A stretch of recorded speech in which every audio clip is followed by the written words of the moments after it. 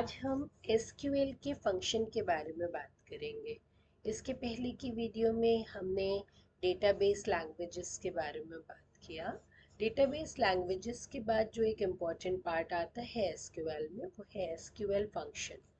SQL function का use data को process, manipulate और कैलकुलेट करने के लिए किया जाता है। फंक्शन हमें डेटाबेस में स्टोर किए हुए डेटा पर अलग अलग ऑपरेशन को परफॉर्म करने में हेल्प करते हैं।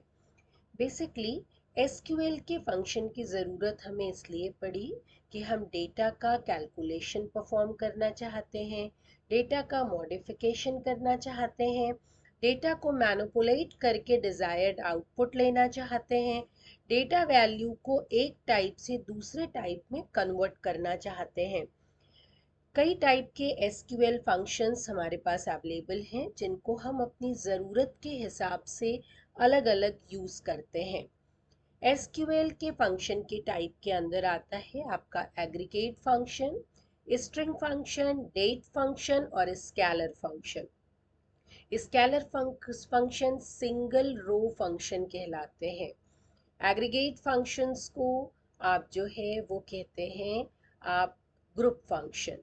ग्रुप फंक्शन या एग्रीगेट फंक्शन एक ही है। जब मल्टीपल रोज पर हम कोई ऑपरेशन परफॉर्म करते हैं तो वो ग्रुप फंक्शंस कहलाते हैं, और ऐसे फंक्शंस जो सिंगल रो पर काम करते हैं उन्हें हम जो है वो सिंगल रो फंक्शन कहते हैं, जिसमें आपका स्केलर फंक्शन आता है। हर फंक्शन के अंदर अपने एग्रीगेट के अंदर अपने कुछ फंक्शंस हैं, स्ट्रिंग के अंदर अपने कुछ फंक्शन हैं, डेट के अंदर और स्केलर के अंदर। हम उन फंक्शंस को देखेंगे और उन फंक्शंस के बारे में हम ये देखेंगे कि वो फंक्शंस जो हैं वो आपके किस तरीके से काम करते हैं। एग्रीगेट फंक्शन के बारे में हम पहले देखते हैं। एग्रीगेट फंक्शन वो फंक्शन होते हैं जिनका यूज़ दो या दो से अधिक रो पर कैलकुलेशन करने के लिए किया जाता है। मैंने आपको बताया था कि एग्रीगेट फंक्शन एक ग्रुप फंक्शन होते हैं जो कई रो पर एक साथ काम करते हैं।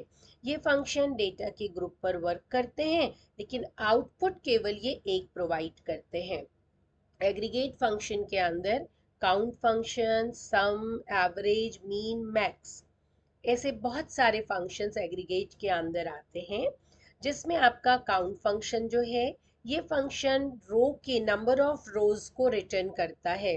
कितनी नंबर ऑफ रोज आपके टेबल में अवेलेबल हैं उसको रिटर्न करने का काम करता है आपका काउंट फंक्शन। सम फंक्शन आपका इसका यूज कॉलम की ऑल वैल्यूज को सम करने के लिए। आप एक्सेल पढ़ चुके हैं। एक्सेल के अंदर जो आप शीट पर काम वर्कशीट पर काम करने के लिए कैलकुलेशन के टाइम जो जो फंक्शन यूज करते हैं वो सारे फंक्शन एसक्यूएल के अंदर भी आपके पास अवेलेबल है।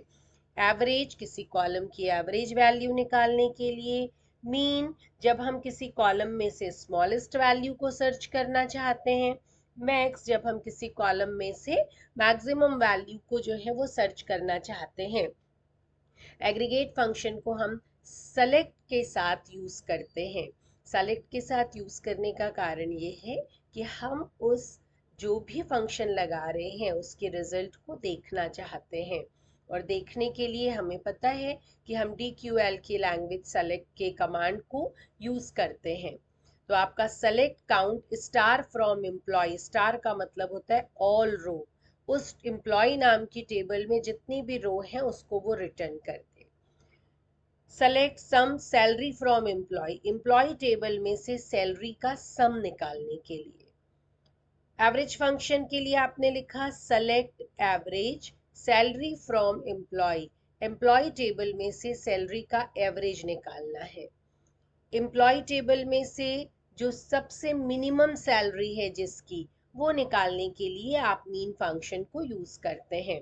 एम्प्लॉय टेबल में से जो भी एम्प्लॉयज हैं उनमें जिसकी सबसे मैक्सिमम सैलरी है उसको निकालने के लिए आप मैक्स फंक्शन को यूज करते हैं। एग्रीगेट फंक्शन के लिए कुछ क्यूरीज यूज होती हैं, जो क्यूरीज हम एग्जाम्पल के रूप में देखते हैं। जैसे list the number of employ working with the company, company में काम करने वाले नंबर ऑफ एम्प्लॉयज को अपन को जानना है। तो उसको जानने के लिए अगर हमको कोई भी पूरी रोज को यदि हमें काउंट करना है तो हमें पता है कि हमारे पास काउंट फंक्शन है।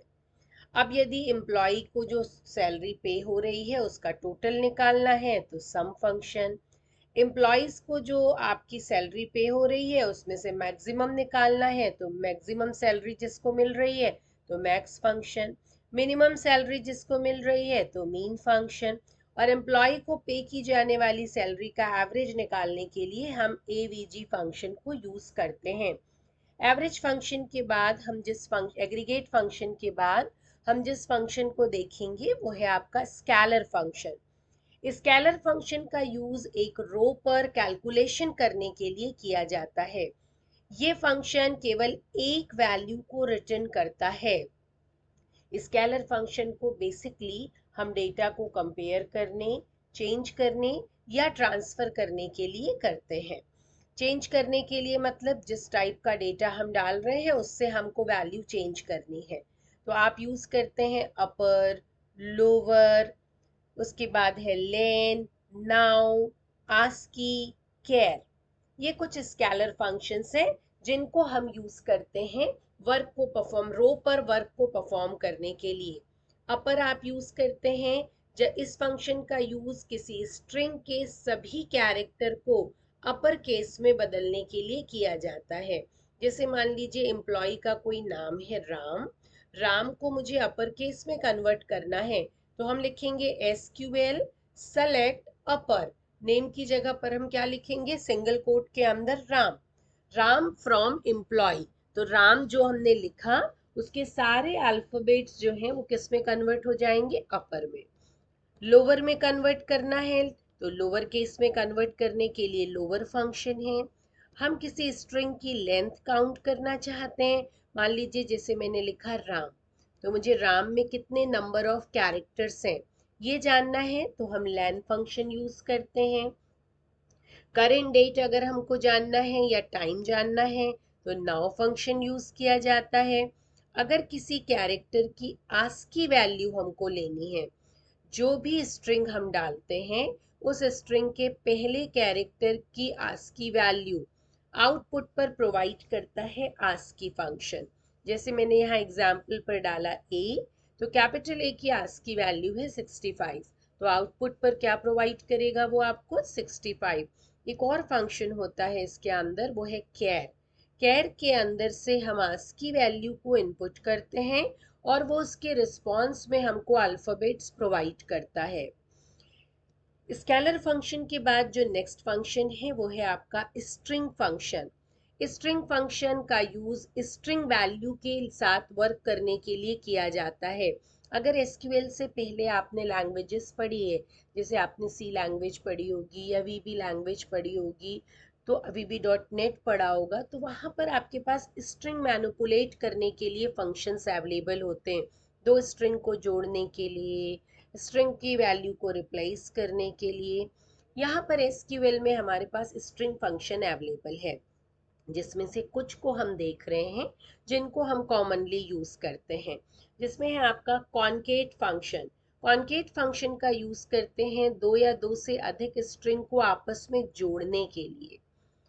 फॉर एग्जाम्पल हमने लिखा select concat first name comma last name from employ. Employ table में से जो फर्स्ट नेम की कॉलम है और लास्ट नेम की कॉलम है उसके अंदर की वैल्यू को हम आपस में क्या करना चाहते हैं, जोड़ना चाहते हैं। तो उन दोनों के स्ट्रिंग को, जैसे मैंने लिखा राम कुमार, तो राम कुमार जुड़कर आना चाहिए, तो हम यूज करते हैं कॉनकेट फंक्शन। देन उसके बाद है आपका रिप्लेस फंक्शन। रिप्लेस फंक्शन आप यूज करते हैं जब स्ट्रिंग के किसी कैरेक्टर या वर्ड को रिप्लेस करना है। अगर आपने वर्ड पढ़ा है तो वर्ड के अंदर एक रिप्लेस कमांड होता है कि हम रिप्लेस सेलेक्ट करते हैं और किसी पर्टिकुलर वर्ड से हम जैसे डालकर रिप्लेस दबाते हैं वो आपका जो है रिप्लेस पर वो वर्ड दिखाई देने लगता है। यहाँ पर भी सेम फंक्शन है, select replace name A comma B from employ. Employ table में जहां जहां पर नाम ए से स्टार्ट हो रहा है ए की जगह पर क्या हो जाना चाहिए, बी हो जाना चाहिए। तीसरा फंक्शन है आपका सबस्ट्रिंग फंक्शन। इस फंक्शन का यूज किसी स्ट्रिंग के स्पेशल पार्ट को, स्पेसिफिक पार्ट को एक्सट्रैक्ट करने के लिए किया जाता है। अब किसी स्ट्रिंग के अंदर से हमको कुछ कैरेक्टर को ही लेना है, तब आप यूज करते हैं सब स्ट्रिंग फंक्शन को। जैसे मान लीजिए कोई नाम है, मैंने लिखा मोहन, मोहन में से मैंने लिखा 1,3, तो मुझे कौन कौन सा चाहिए, 1 और थर्ड नंबर का, तो 1 पर क्या है आपका m और 3 पर क्या है आपका h, तो आउटपुट पर क्या मिले आपको m और h। स्ट्रिंग फंक्शन के बाद जो फंक्शन एसक्यूएल के अंदर हम यूज करते हैं वो है आपका date and time function. Date और टाइम फंक्शन हम यूज करते हैं जब हमको डेट और टाइम के साथ वर्क परफॉर्म करना होता है। डेट टाइम फंक्शन के रूप में आपके पास डेट फंक्शन भी है, यदि करंट डेट शो करना है तो date function, current time show करना है तो टाइम फंक्शन। लेकिन हमको यदि वर्क परफॉर्म करना है तब हमारे पास जो फंक्शन अवेलेबल है उसमें है आपका गेट डेट, डेट एड और डेट डिफरेंस। गेट डेट आप यूज करते हैं जब प्रेजेंट डेट और टाइम को हमको आउटपुट पर लेना हो, तब हम गेट डेट फंक्शन को इसके एसक्यूएल के अंदर यूज करते हैं। सेलेक्ट गेट डेट, तो जो भी आपके सिस्टम में प्रेजेंट डेट और टाइम होगा वो उसको शो करेगा। देन है आपका डेट ऐड। इस फंक्शन का यूज डेट में टाइम इंटरवल ऐड करने के लिए किया जाता है।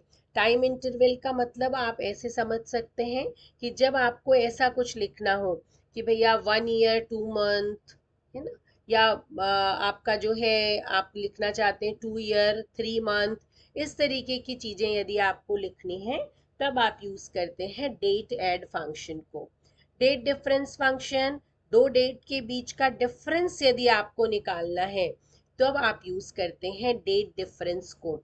जैसे मान लीजिए फॉर एग्जांपल मैंने लिखा डेट डिफरेंस, तारीख डाली 2024/01/01, फिर मैंने लिखा गेट डेट। गेट डेट आपको मालूम है कि ये प्रेजेंट डेट को शो करता है, तो जो भी प्रेजेंट डेट होगी उससे इसका डिफरेंस ये आपको आउटपुट पर प्रोवाइड करेगा।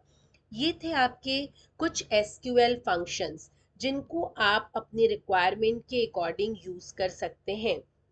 एसक्यूएल फंक्शन में हमने एग्रीगेट फंक्शन देखा, हमने एसक्यूएल फंक्शन के अंदर जो है वो आपका स्केलर फंक्शन देखा, स्ट्रिंग देखा, डेट एंड टाइम फंक्शन देखा। उम्मीद करती हूँ कि ये फंक्शन आपको इजीली समझ में आ गए होंगे। Thank you.